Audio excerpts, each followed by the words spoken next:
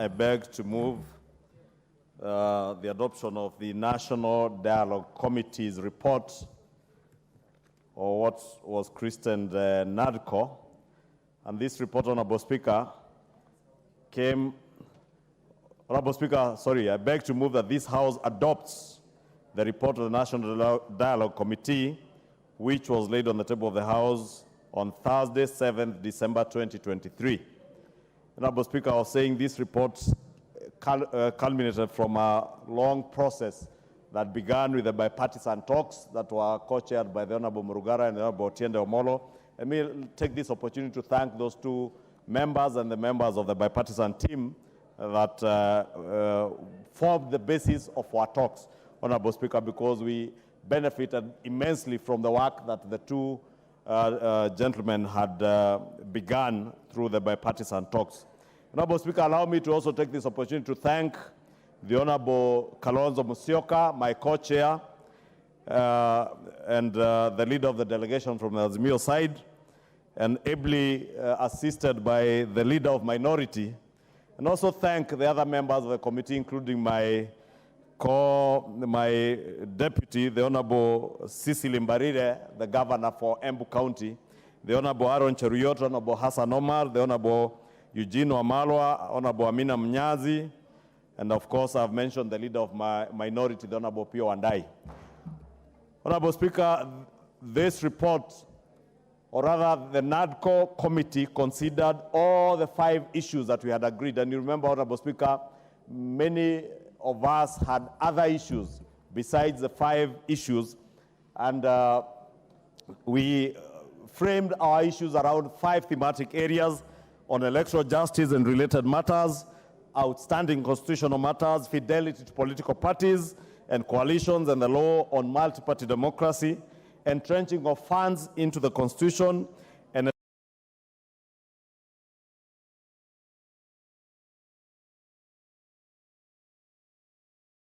those issues. And I don't to dwell into all the recommendations that came out of the report. Members, you remember, is a very bulky report that also factored in memoranda and submissions from many Kenyans. Honorable Speaker, we were able to listen to very many Kenyans who submitted memoranda to us, from about 258 written memoranda that were sent to the committee. 60 stakeholders appeared before the committee, and we listened to over 704 persons. And that tells you, Honorable Speaker, that this report factored in views from very many Kenyans from across the country. Honorable Speaker, we also have a retinue of proposals on legislative instruments or statutory instruments that emanated from this report. And Honorable Speaker, we have a total of 9 legislative instruments or legislative proposals that we shall be submitting to Parliament for publication upon the adoption of this report. And key among these legislative proposals, Honorable Speaker, touch on IEBC, on electoral justice and electoral reforms, Honorable Speaker. And there are quite a number of legislative proposals, beginning with the reconstitution of the IEBC panel. We have proposed amendments to the IEBC Act of 2011 to provide that the selection panel, Honorable Speaker, will be reconstituted. And Honorable Speaker, you remember the courts only a few weeks ago, about 2 or 3 weeks ago, in trying to cure the lacuna that exists in law, because you know the panel as it is today, Honorable Speaker, has no timelines, and they could take forever, Honorable Speaker. But with the amendment, besides reconstituting the IBC panel and growing the membership from 7 to 9 members to ensure that we have a cross-section of views and interest groups accommodated within the selection panel, we are also creating a timeline, and the panel will now be required to finalize the exercise within 90 days. From the day that the panel is appointed, they must complete the work and submit the nominees to the President, and they shall stand dissolved thereafter. Honorable Speaker, we have also allowed the Parliament, both houses, using a simple majority, the latitude to extend time for this panel should they need the, more time than the 90 days that will be provided for under the new act, should we adopt or rather enact the legislative proposal that amends the IEBC Act of 2011. Honorable Speaker, it is also noteworthy that the committee has recommended a transitional clause to provide that the selection panel existing immediately at the commencement date of the act will cease to exist, but any person who is working in that panel is eligible to be renominated by any of the nominating bodies, Honorable Speaker. So therefore, for instance, the political parties liaison committee that had 2 nominees, they will now have 3 nominees under the new panel, and any of the nominees that were under that selection panel could be renominated by the political parties liaison committee, or in that case, even those under the Parliamentary Service Commission, they can renominate the same people. Those under LSK can, if the selection bodies desire, they can renominate the same people. Honorable Speaker, critical among the other changes, Honorable Speaker, is a recommendation by the committee to Article 89 of the Constitution on delimitation of boundaries. Honorable Speaker, again, you know the courts have also pronounced themselves on the question of delimitation of boundaries, and we had a statutory deadline that lapses at the end of March, which is only next month, Honorable Speaker. And it is therefore not practical under the circumstances to be able to delimit boundaries within a period of a few weeks after the adoption of this report. And therefore, we are proposing that Article 89 of the Constitution is amended to provide for extension of the period for conduct of the review of the constituency's boundaries by IEBC, where for any reason, like the case is this time, the review of the names and boundaries of constituencies is not completed within the time stipulated under Article 89(2) of the Constitution. And therefore, Honorable Speaker, we shall also be bringing those amendments. Honorable Speaker, on audit of the 2022 presidential elections, we did engage in this matter, and we agreed that in line with the constitutional provisions, Honorable Speaker, that we evaluate all our presidential and election processes. We agreed that we shall not be reviewing since the presidential election was settled, and that is a matter now beyond us, Honorable Speaker, and settled by the Supreme Court. But we shall, in line with our constitutional provisions, be evaluating, or rather have a process of an evaluation of the 2022 electoral process, so that, Honorable Speaker, we ensure that future elections, beginning with the 2027 elections, Kenyans are certain that the election results are credible, and the entire electoral process, right from registration of voters, Honorable Speaker, up to the time votes are tallied and winners announced, be it for MCA all the way to governor and presidential elections, that Kenyans can be certain that those elections have followed a process that ensures the entire process is credible, Honorable Speaker. And that, Honorable Speaker, we have created in the report a mechanism where we shall, within 21 days after adoption of this report, have a system where we have a panel that will identify either one firm or 2 firms to conduct an evaluation process of the last elections, Honorable Speaker, with a view to improving on the systems, because this is what our Constitution provides for, that after every election we shall, IEBC actually is mandated under our Constitution to ensure that they have a system that evaluates that electoral process with a view to enhancing, or rather to making the processes, the electoral processes, more efficient and more credible election after election. Honorable Speaker, on outstanding constitutional matters, there are issues that touch on 2/3 gender rule, and I know many of our lady members of parliament have been very keen on this issue. I do know, Honorable Speaker, that there was a ministerial working team on this aspect, and indeed, we did recommend that on the 2/3 gender rule, the committee recommended that the multi-sectoral working group on the realization of the 2/3 gender rule under the Ministry of Public Service, Gender and Affirmative Action finalizes its work and recommend a framework of implementation of the 2/3 gender principle and submit its report to Parliament for consideration. And Honorable Speaker, I had an engagement this afternoon with Honorable Sabina Chege,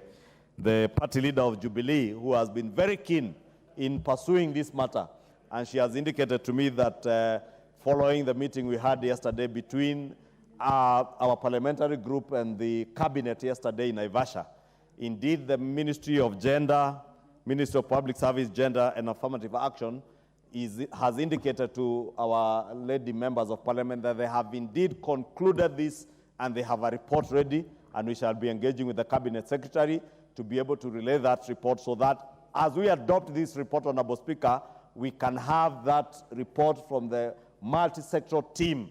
form part of the legislative proposals that will come as a consequence of this NADCO report. And we shall be engaging with the Minister, Honorable Aisha, to have that ready. Honorable Speaker, on the cost of living, Honorable Speaker, because this is, again, maybe before I get to the cost of living, Honorable Speaker, on entrenching of funds into the Constitution, we did recommend that NGCDF, because of the critical role it plays together with NGAF and the Senate Oversight Fund, that they be entrenched into our Constitution, Honorable Speaker, and more importantly, on the Ward Development Fund, to ensure that all our MCAs in our constituencies and in our wards have access to a Ward Development Fund, Honorable Speaker, and every ward, no MCA, will have to kneel before a governor to be able to access development funds to their wards. We also recommended that the Ward Development Fund be established by statute in accordance with Article 207, sub-Article 4B of the Constitution, to ensure that our wards and our ward representatives are also able to carry out their work of oversight over their governors without anybody cajoling them or intimidating them that they will miss out on development funds for their wards. And Honorable Speaker, MCAs will now be able, upon adoption of this report and upon enactment of the requisite legislative proposals, to be able to have development funds allocated to their respective wards. Honorable Speaker, on establishment of entrenchment of state offices, we also did agree on the establishment of the office of the leader of the official opposition and that of the office of the Prime Cabinet Secretary, Honorable Speaker. And Honorable Speaker, I know those within the Azimio coalition, since they are now the official opposition, they will agree on who will take over that position, Honorable Speaker. And I wish them all the best as in that endeavor. Honorable Speaker, on the cost of living, because, Honorable Speaker, the question of the cost of living is one of the matters that we dealt with at length, and there are many proposals that were submitted to us by many stakeholders, including, Honorable Speaker, as I said when I moved the affordable housing bill, on the question of whether to be able to help our economy to recover. Yes. We have an opportunity to have an aggressive investment in huge infrastructure projects, Honorable Speaker, and we are able to engage with economists of repute, including those from the SID, who submitted to the committee, Honorable Speaker, that even developed countries like the Republic of Germany, after the Second World War, they had an aggressive investment of huge infrastructural investments, Honorable Speaker, to help the economy to recover. And we did, for those of us who subscribe to the Kenya Kwanza Manifesto, submit before NADCO that part of that endeavor is this housing agenda. And I am glad that even those of our colleagues in the Azimio coalition do agree with us, including the former Prime Minister, that housing as an agenda is critical at this particular time in our republic, Honorable Speaker. And Honorable Speaker, too, on the question of the cost of living, Honorable Speaker, there are many proposals, many good proposals that came from the Azimio coalition, and some,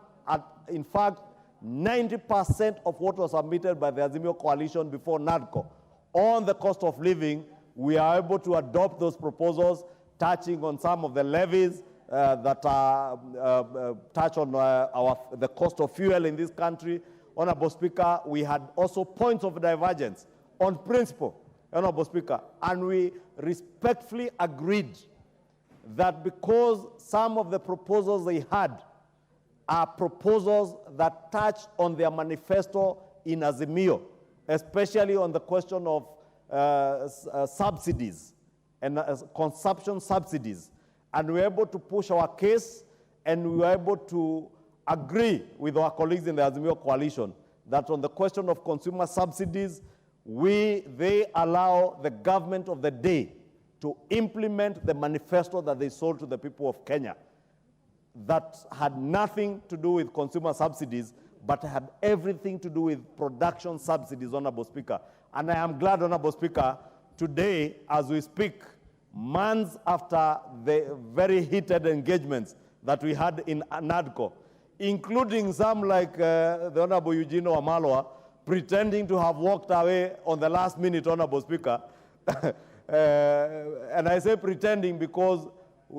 Honorable Eugene Wamalwa was part of the engagements in NADCO up to and including the very last meeting on the Friday before the actual signing. And when he excused himself to travel to Kinshasa, he had indicated he'd come back to sign that report the day after. And let me thank all the members of the NADCO committee because they all signed, except the Honorable Eugene Wamalwa. And on the question of the prices of unga, which I know is what was being sold then, I am saying I am glad that today, Honorable Speaker, as we engage in the debate on this report, Honorable Speaker, nobody in this country today, including my colleagues in Azimio, none of them today speaks about the cost of unga when they talk about the cost of living today, Honorable Speaker. I am glad that what we told them in NADCO and what we have told them before, that production subsidies do work. And it is a proven theory in economics that production subsidies give you better results and more lasting results than consumption subsidies. Today, Honorable Speaker, the price of unga that was at 260. I saw yesterday somebody posted one of the groups, one of the brands, today retailing at 114 shillings without consumption subsidies, Honorable Speaker. Farmers, patriotic farmers in this country, Honorable Speaker, courtesy of the subsidized fertilizer, have produced millions of bags that they would never have produced, Honorable Speaker, had they not accessed the subsidized fertilizer that was going for 7,000 shillings only a year ago, but today, a year and a half ago, Honorable Speaker, but today they're able to access fertilizer at a price of 2,500 shillings, and that is what